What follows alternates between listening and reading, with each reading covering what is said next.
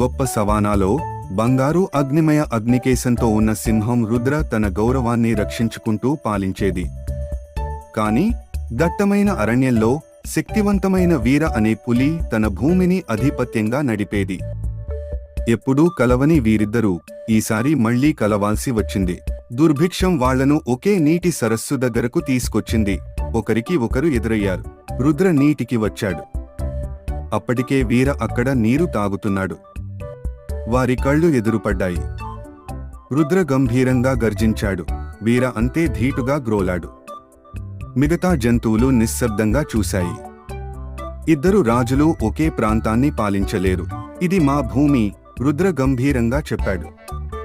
వీర తోక ఊపుతూ, శక్తి ఆధారంగా పాలకుడు నిర్ణయించబడతాడు అన్నాడు.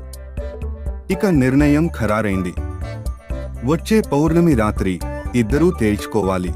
రుద్ర తన గొర్రెలు పదును చేసుకుంటూ గర్జించసాగాడు.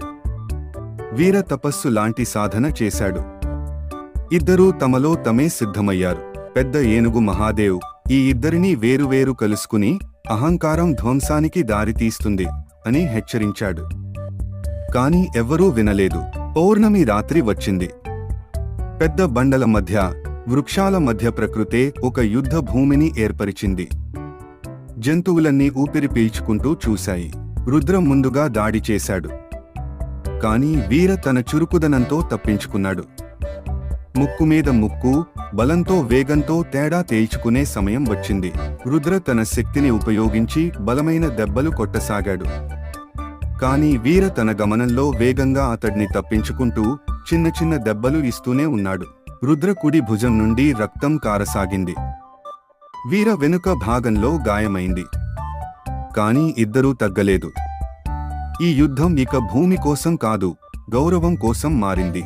ఆ సమయంలో భూమి కంపించింది. సమీపంలోని కొండల నుండి రాళ్లు రాలిపడసాగాయి.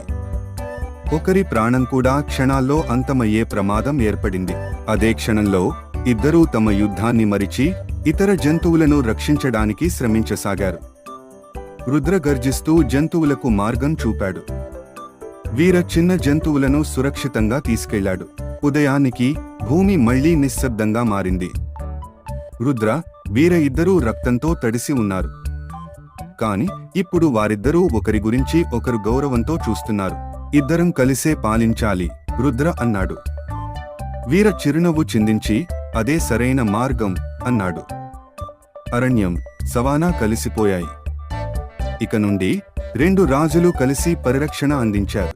Please subscribe to our channel.